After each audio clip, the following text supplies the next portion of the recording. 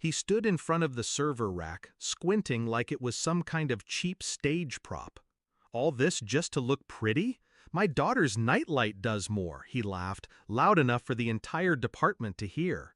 They laughed too, nervously. Not because it was funny, but because power demands an audience. I didn't. I just closed my laptop, slow, deliberate. That single motion was my answer. 18 minutes later, when the screens went black, when the phones stopped ringing, when the heart of the company flatlined, panic replaced arrogance.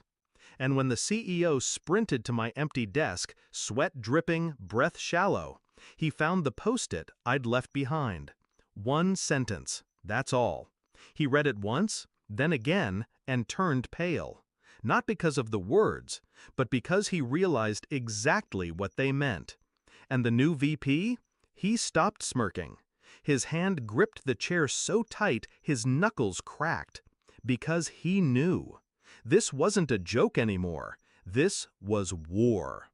I wasn't always like this. Cold, calculated, unforgiving. When I first joined, I believed in what we were building. Nights spent debugging in silence, the hum of servers as my lullaby, the glow of monitors my only sun. I wasn't just an employee. I was the architect, the unseen backbone. Every heartbeat of data, every encrypted transaction, every redundant failover, mine. Then came him, the new vice president. Charisma polished, arrogance disguised as charm. He didn't build. He didn't design. He didn't understand. He only managed. At first, I thought it was just ignorance, a man trying to stake his territory, peacocking in front of the staff. But then I saw the changes. The budget cuts, my team's requests denied while his office furniture gleamed with imported wood. The private contractors, strangers granted admin credentials to systems they barely knew. And the meetings, always the meetings, where he spoke over me, reducing years of my work into bullet points for shareholders. But the final blow wasn't public. It was private. I overheard him in the glass conference room, voice dripping with disdain. He's replaceable. A glorified janitor for blinking lights. Anyone with a degree could do what he does. A janitor. That was the moment. The shift.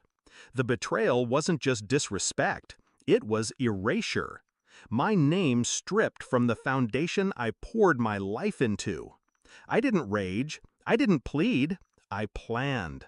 First, I studied his ignorance. He thought the servers were just machines, not arteries. He thought redundancy meant invincibility. He thought cloud meant untouchable. He didn't realize every safeguard, every backdoor, every access key. They were mine, buried deep, hidden like veins beneath skin. Second, I prepared the silence. No sudden moves, no arguments, no warnings. I nodded in meetings. I complied with his pointless requests. I let him believe I was beaten. That's the mistake of men like him. They mistake composure for weakness. Third, I built the failsafe. A single sequence. Nothing destructive, never destructive. I wasn't there to burn the company down. I was there to remind them who held the matches. The day came fast. His joke was the trigger. All this just to look pretty? He thought he was mocking me, but in truth, he was signing the execution order.